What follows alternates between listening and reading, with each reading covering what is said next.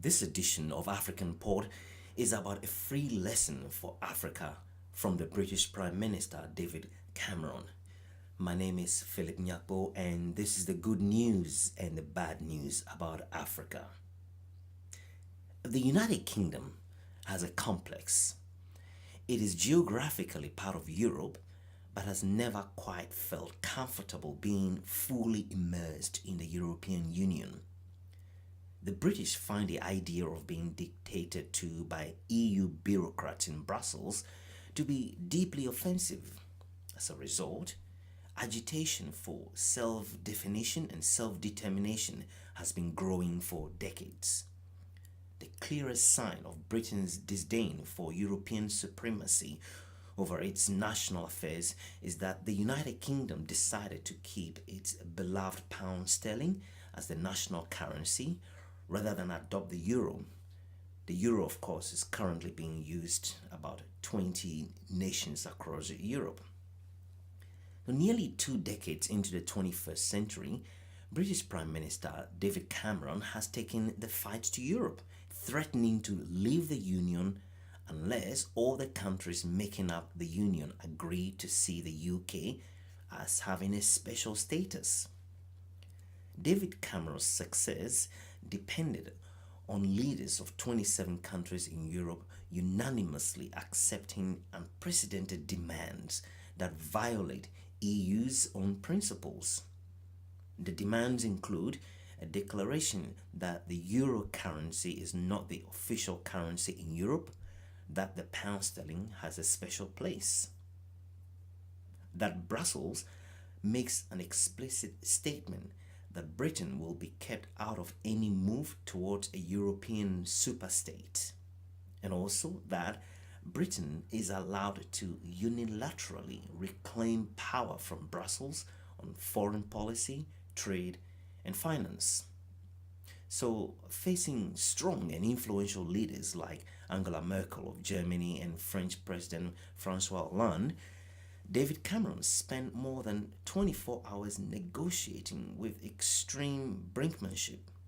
He threatened what has been called Brexit, or the British exit from the European Union.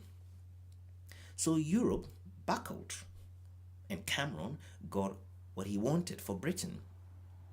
As successful as David Cameron's venture against Europe was, some in Britain want to go even further by voting in June 2016 to remove Britain out of the EU altogether. Maybe David Cameron is wrong, but that is beside the point. Here's the point. David Cameron's stance is a lesson, or even lessons, for Africa. Some of those lessons are as follows. 1. You must not wait for others to build a bridge for you. 2. You must thoughtfully make your own case. 3. Take a stand for yourself because no one will do it for you. And 4. Define yourself. Don't wait for others to define you. Regardless of the ultimate outcome of the British argument with the European Union and results of the referendum in June 2016, there is ample proof that the UK wants to keep its destiny in its own hands. The same cannot be said of African leaders. They have carved a solid image of being incompetent and never finding the path of success, similar to leaders in Europe, America, and Asia.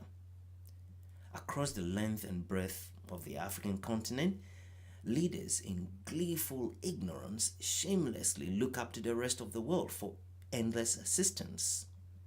They have no idea how to build bridges into the future.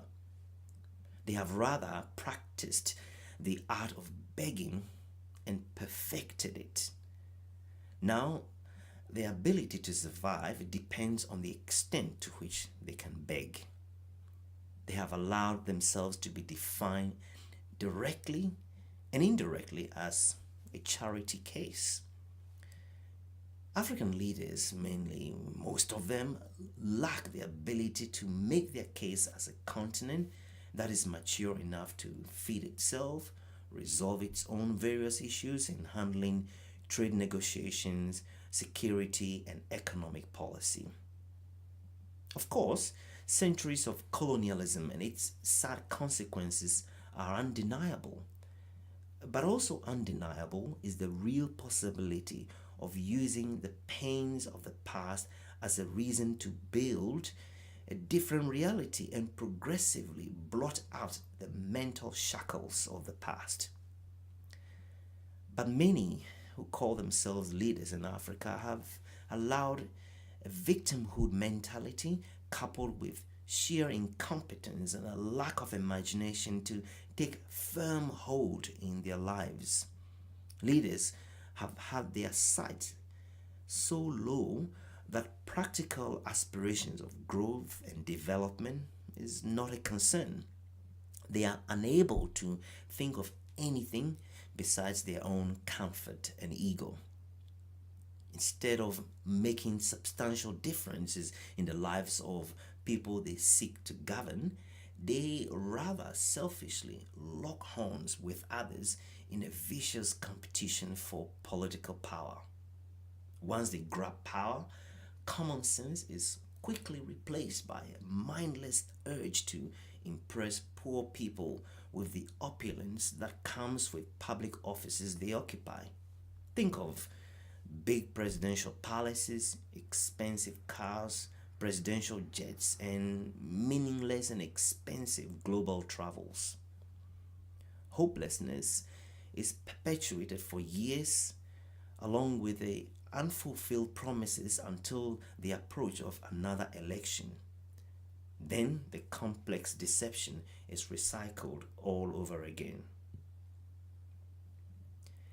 The result is all too clear.